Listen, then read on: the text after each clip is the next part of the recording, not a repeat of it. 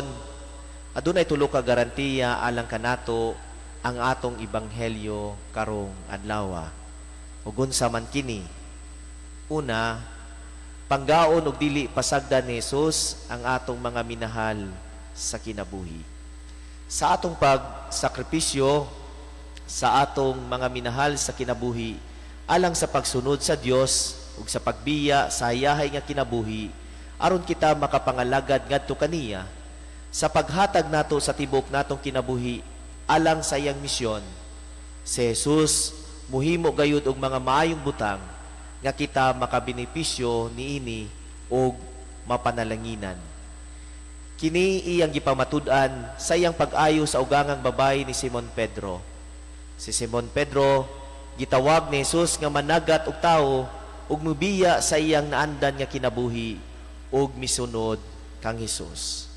Kini nagpakita nga ang gitawag aron mga lagad dili angay mabalaka sa iyang pamilya kay silang tanan atimanon ug dili pasagdan sa Dios. Jesus will take care of those whom we love. Ang Dios nay magpangga, mag-alima sa atong mga minahal sa kinabuhi. Ikaduha, si Jesus mutabang kanato aron usab kita makatabang sa uban. Sa atong ebanghelyo karon, gihulagway nga human gihuwasan sa ilanat ang ugangang babayi ni Simon Pedro, diha-diha mibangon siya og misilbi kanila. Ang ugangang babayi ni Simon Pedro nagpakita sa iyang pagpasalamat kang Hesus, pinaagi sa iyang pagsilbi kanila. Iyang gigamit ang iyang kaayuhan ug ang iyang bag-ong kusog, pinaagi diha sa pagsilbi ug pag-atiman sa uban. Ang ugangang babayi ni Simon Pedro naluwas og nayo aron makatabang usab siya sa uban. Maigsuon, ayuhon kita ni Jesus aron kita makaatiman usab sa uban. Kining atong mga naangkon karon nga mga kaayuhan, kalampusan ug grasya, kini wala magpasabot nga kini ato lamang kundili alang usab kini sa uban.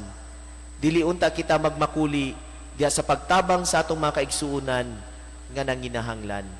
Ug ato usab ipakita ang atong pagpasalamat sa Dios sa tanang mga kaayuhan ug grasya nga atong naangkon kaniya, pinaagi sa pagpaambit niini ngadto sa uban.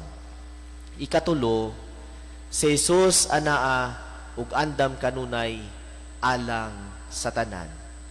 Jesus is always available for all. Buhaton ni Jesus ang tanan alang kanato. Kanunay siyang nagtabang ug nag-ayo sa mga taong nga adunay balatian. Ang atong ebanghelyo mingon, giayo ni Jesus ang daghang mga tawo nga nag-antos sa nakalain-laing mga sakit ug iyang gipagula ang daghang mga yawa gikan sa mga giyawaan.